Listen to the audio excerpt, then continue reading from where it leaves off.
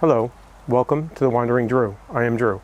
On today's episode, I'd like to discuss receiving or taking some first aid training prior to going out either camping, hiking, or backpacking.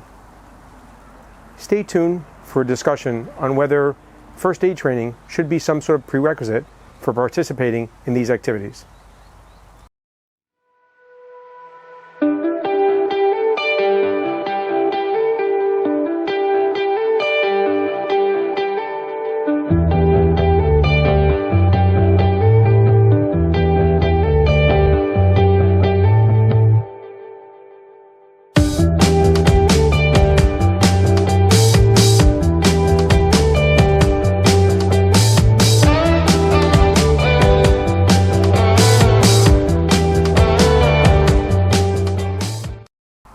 Welcome back. Thank you for joining me. Today, I'd like to discuss first aid training. And does anyone that wants to go out hiking or backpacking or camping need to have some first aid training before they go out and enjoy these activities?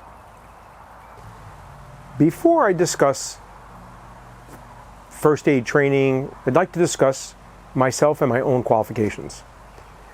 I am by no means an expert, but I do have some training and experience.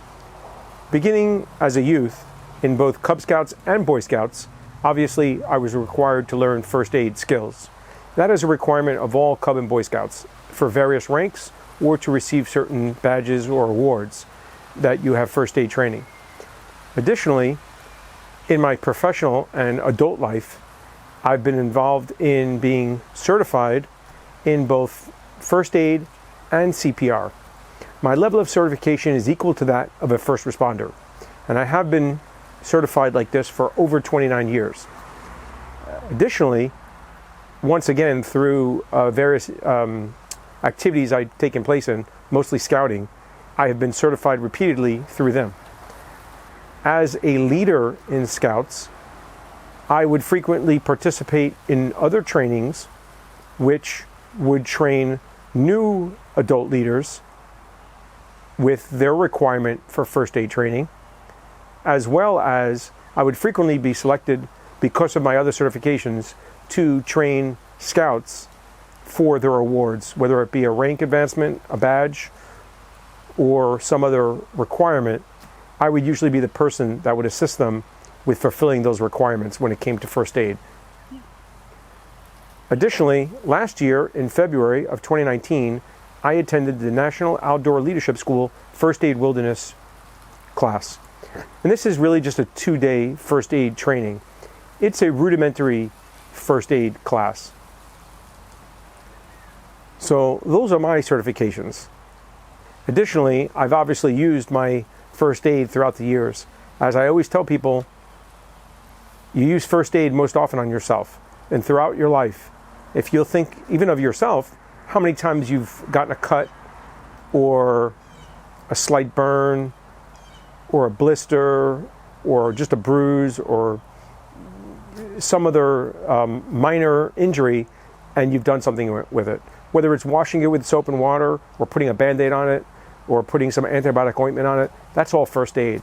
And that's really what we do most of the time. And honestly, those skills, if you have them, are pretty good and what you probably need to just go out and go enjoy camping, hiking, or backpacking. But I get this a lot, that people are worried about going out where there's no services or no cell service sometimes, and they're concerned about whether or not, if something happens to them, how they would get help. And that is a legitimate concern. But we're going to hopefully get past that a little bit. But most of the time, most injuries or illnesses, which is also a concern, are very minor in scope and can easily be handled with some common sense first aid. Most injuries or illnesses that hikers and campers and backpackers have are usually small cuts and abrasions. You fall, you scrape up your hand, you scrape up your knee, maybe you bang into a tree and you get a small cut, or a branch slices you up and causes a small injury. Sometimes there's injuries from knives, very frequently, especially with children. It happens that they use a knife. Sometimes you buy them a little pocket knife and they're whittling, or they're doing it and they use it improperly. Sometimes you're cutting your food and you slip. burns, either from a fire or from cooking. Even a lantern, an old gas lantern or a lantern with an actual flame, can cause injury. I've had that happen many times in Scouts. And with my own children as well, they've got numerous lacerations and cuts. Sometimes you do have more serious injuries that involve a trip to a medical professional if it's a serious enough cut with stitches, or sometimes you have other illnesses like a broken bone from an injury that may need to be looked at and set. A lot of injuries that happen during hiking or backpacking will be blisters, and you have sprain and strain injuries or overuse injuries. And those really are the more common injuries that I think you would experience while you're doing hiking or backpacking. And I've sought out and received my certifications, and I took the NOLS class that I mentioned and all that, because if and when I'm ever out camping or hiking or with my own family and my skills are going to be tested, I don't want to be found wanting in skill. I want to be able to rise to the challenge and be able to assist, whether it's me or my family member or another hiker. And I hope that I never have to use these skills, but if I am ever called upon, I hope that I can bring something to aid them to the table. While I'm hiking or camping or backpacking, I've never really been worried about first aid or being able to having to use my skills, except for once. And that was when I was hiking with my sons on the Appalachian Trail, and I was outside of cell service, and one of them received a laceration to his hand. And I was worried about him going into shock. And it was myself and my two sons, who were teenagers at the time. And I had to make a decision, at least I contemplated very briefly, what was I going to do if I couldn't treat his injury and stop him from going into shock? Would I have to shelter in place with him there? Would I have to go get help myself? Or do I stay with him and then send my younger son to go get help? And that brief split second or so of having to consider those options was the reason that I went out and I got a Garmin InReach Explorer. So now I know I can summon help from anywhere in the world, whether or not I have cell service. It doesn't negate the need for good first aid skills though. And let me make that clear. No matter how much your cell phone, even if you have cell service or you have some sort of satellite communicator or device, it still doesn't negate first aid, because first aid is what you need to do first. Okay, that help is still coming, but it may not be there for a while. You know, we're used to, in the city or urban areas, you can dial 911 or phone for help, depending on what the number is in your jurisdiction. And usually within several minutes, you have someone like an EMT or a fire rescue or someone with advanced skills and sometimes equipment is on scene and can render aid. That's not the case when you're out hiking or camping or backpacking. Even if you're in cell service, it might be several minutes until someone gets there.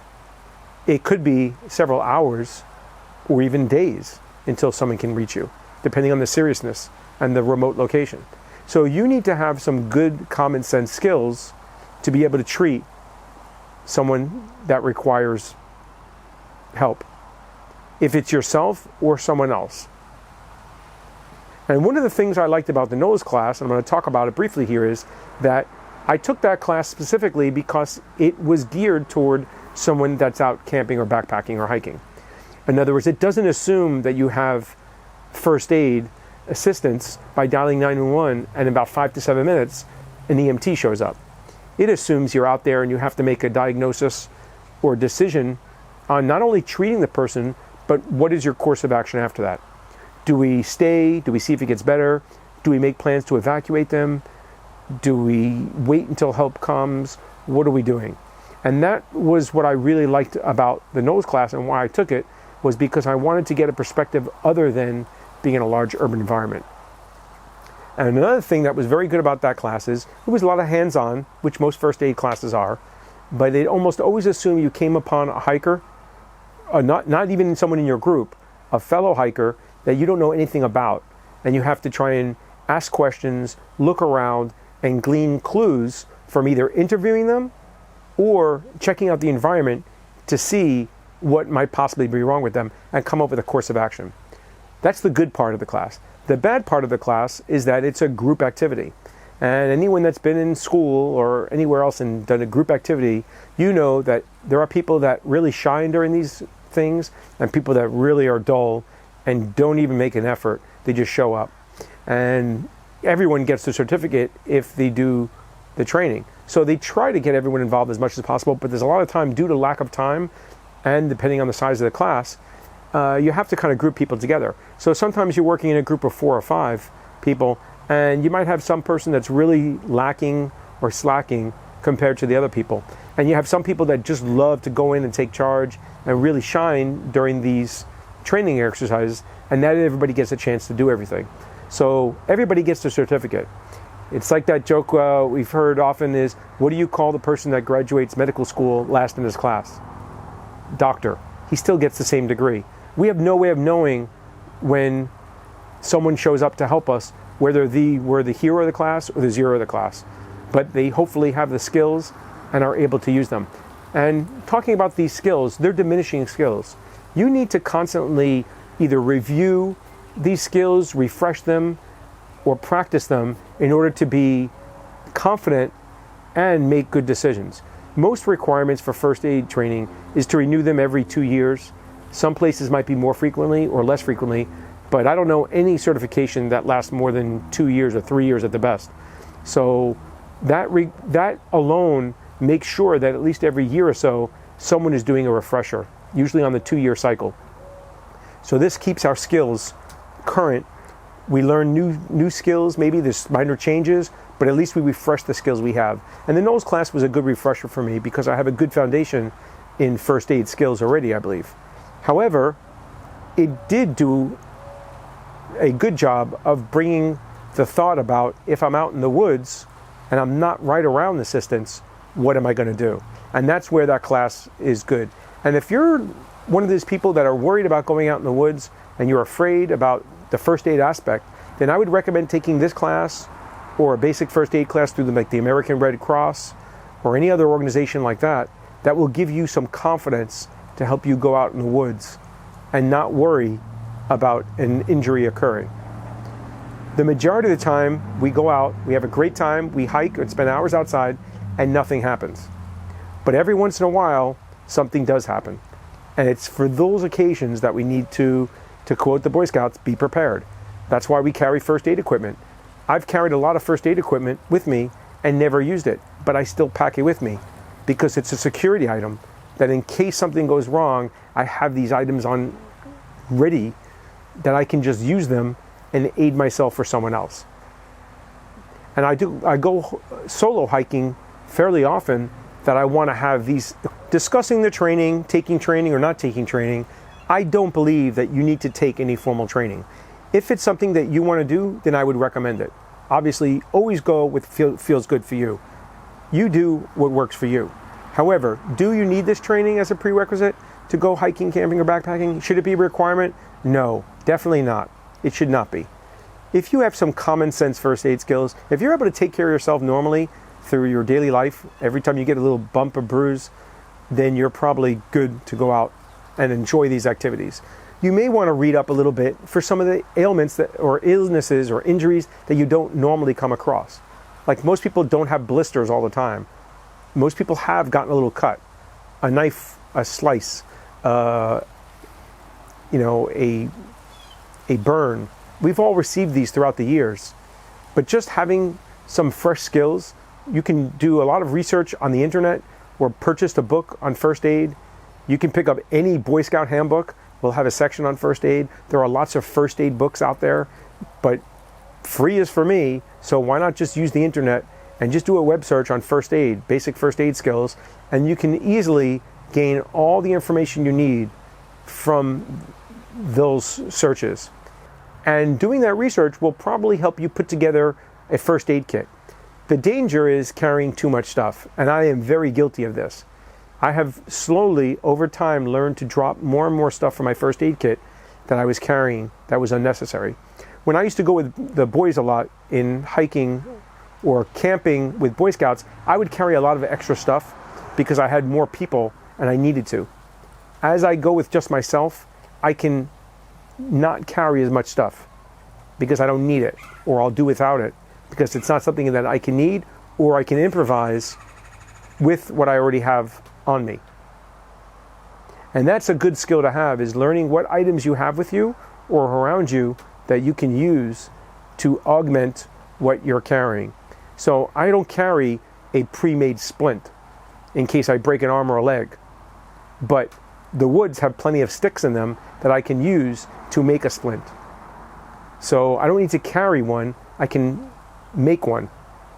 I do believe that depending on the level of activity and what you're doing determines what type of level of skill that you should have. If you're going on a more remote trip, a very remote location where there's definitely not cell service, even if there was a call or you're able to request assistance, that it would take several hours for those people to reach you, then I think you need to be more vigilant in being careful and learning some of these skills. But that's a personal choice. The only exception to any of these rules, to me, is if you or someone in your party has a pre-existing condition. If you know, or someone in your party has a condition that you know about, then you need to be totally geared up for if something happens to them with that medical condition. And most conditions, you're not going to worry about it. But there are some where people are taking certain medication, they can have an adverse reaction if they don't get their medication on time, or if it's a reaction to something in the environment, like an anaphylactic reaction. If you have a severe allergy and you're stung by a bee, if you're out in the woods, you need to have an EpiPen with you or carry Benadryl and have the ability to administer that. So if you are the person that carries that and you don't tell the people you're with, what happens if you get injured, let's say stung by a bee, and you can't get to your medicine in time? Other people in your party need to know where that is kept. I have always told everyone that I usually go camping with where on my pack my first aid kit is. And I do carry EpiPens with me. And I let them know where they're at in case something happens. If you're taking certain medication, people in your party should know about it if it's possible that you can have an adverse reaction to it. You should never be going out in the woods away from medical care with a medicine that you've never tried or tested before at home. So if you just got assigned a new medication, you should be taking it before you go out in the woods. But that being said, some of us take medication, and just because of the volume of exertion that we're doing sometimes and the environment we're in, it may have a different effect on us. So we need to be aware of it. The most common thing I think about is someone that's diabetic. And for this case, everyone in the group should know how to treat you and what they need to do if you have some sort of incident where your insulin goes out of normal range and maybe you're acting disoriented. They should be aware that you have that. I used to go camping a lot. We would take a group of boys, sometimes 12 or 18 boys, for a week and a half trip. And very frequently, we send home medical waivers and asked if there's any medication that these boys are taking. And we would frequently get no response, or that there's no medication. But I would know that the boys are taking stuff because they're taking it in front of me, or they would tell me about it. The parents didn't want us to know about their medication or their diagnosis. And we didn't want to know it for that. We just wanted it to be safe. The same thing goes with anyone that's maybe reluctant to tell someone. Don't think of it as they're prying into your business. Think of it as that if you can't speak for yourself, who will let someone know what's going on with you? And that aspect is what makes it important for someone in your group to know. If you're not going to tell everybody in the group, at least tell one person. In short, using common sense, having some basic first aid skills and a basic first aid kit means that you can easily go out and enjoy camping, backpacking, or hiking. There's no need to get training. But if it's something you want or you feel you need to make you feel more secure or happier about going out in the woods, then go do it. At the least, do some research online or get a book and do some research, and you'll feel more comfortable and confident about going out into the woods. So while the best defense about getting sick or injured is to not get sick or injured in the first place, we realize that that's not really possible. Learn some basic skills, have some basic equipment with you, and go out and enjoy yourself when all this is over and the trails and the parks are back open again. To put everything into perspective, think about how many people go out and use the trails every year, either whether they're camping, hiking, or backpacking. Either you want to think of it as miles that are done, or if you want to think of it as hours that are spent out there, and how infrequently there's an illness or an injury that requires medical attention. And when you look at it that way, you can see the odds of you getting ill or injured or hurt is very slim. But it's still there, so we need to be ready for it. Thank you for watching this video. I hope you find it useful. If you like what I'm doing, please leave a comment below. Consider subscribing to the channel. And as always, thank you for taking time out of your day to watch this video. Till we meet again.